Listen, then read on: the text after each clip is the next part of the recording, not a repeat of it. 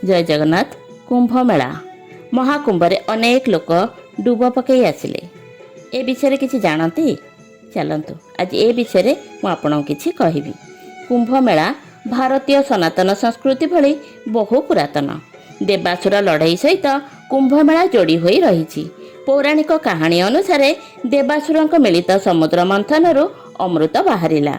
राक्षस माने देवता को परास्त करी अमृत निज पाखरे रखिनेले। असुर मानक ठारू अमृत को सुरक्षित स्थान को नेबा पाई गुरु बृहस्पति योजना प्रस्तुत कले। सेथिपाई से इंद्रंकर पुत्र जयंत को पठाइले। जयंत को सहयोग करिया पाई 4 जण देवता तांको सहित जोगदेले। कलशरे थिबा अमृतर सुरक्षा अमृत जेपरी चहली पड़ी न जाए सेथिपाई चंद्र को पठागला। जयंत सहित निजे सूर्य देवता रहिले। तांकर काम थिला कलश को जेकोसी क्षेत्र रक्षा करने अर्थात पात्र जेपरी भांगी न जाओ। बृहस्पति निजे राक्षस को अटकाइबा काम नियोजित हेले। शनि जयंत उपर नजर रखा कार्य नियोजित हेले। जयंत लोभरे आसी जेपरी सबु अमृत पी न दियंतु सेथिपई एपरी योजना देवता माने प्रस्तुत करथिले।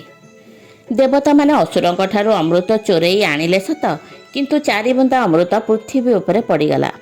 जयंत अमृत नहीं पलई जाउथिला बेले राक्षस तांकर पिछा कले और संघर्ष हैला।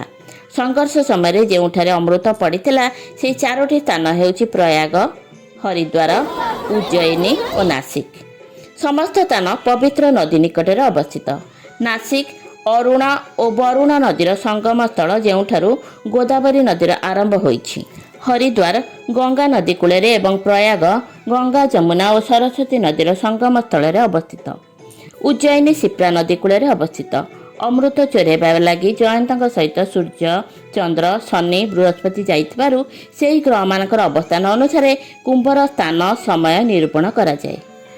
चैत्र मासरे जेबे गुरु और शनि कुंभ राशि एवं सूर्य मेष राशि अवस्थान करती ठीक सही समय हरिद्वार रे कुंभ मेला आयोजित हुए।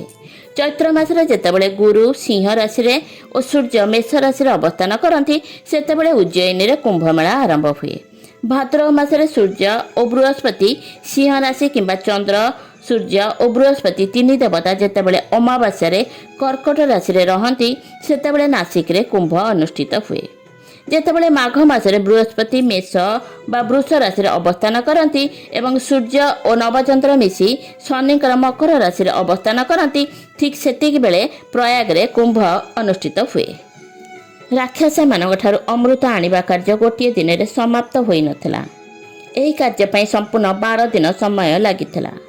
देवता मानकर गोटे दिन पृथ्वी पई गोटे वर्ष समान बोली शास्त्र रे उल्लेख अछि। अन्य एक विषय होउची देवगुरु बृहस्पति गोटे राशि 1 वर्ष अवस्थान करती। 12 गोटी राशि भ्रमण करने पाई तांकु 12 वर्ष लागिଥାଏ। बृहस्पति गति अनुसार 12 वर्ष थरे प्रयागर त्रिवेणी संगम कुंभ मेला हुए, जहां पूर्ण कुंभ कहुए।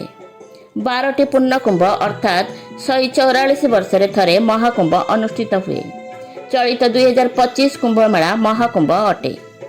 गुरु बृहस्पति खगोल अनुसार पृथ्वीर रक्षाकर्ता अटंती।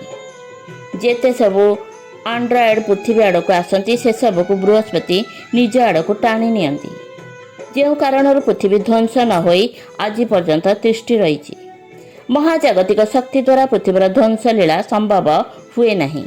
गुरु बृहस्पति के श्रद्धा निवेदन पई कुंभ मेला भव्य दिव्य स्वरूप पालित होई आसुछि।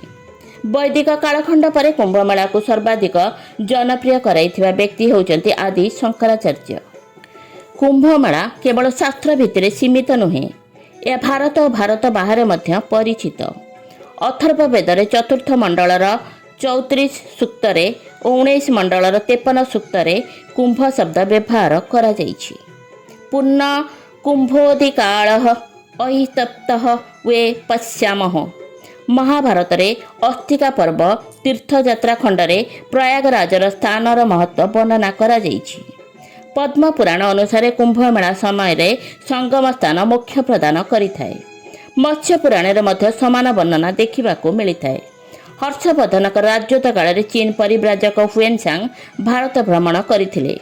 तांको भ्रमण वृत्तांत रे कुंभ मेलार उल्लेख रहिछि।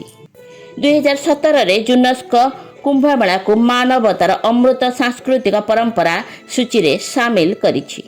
ଜୟ ଜଗନ୍ନାଥ, ଜୟ ଜଗନ୍ନାଥ, ଜୟ ଜଗନ୍ନାଥ।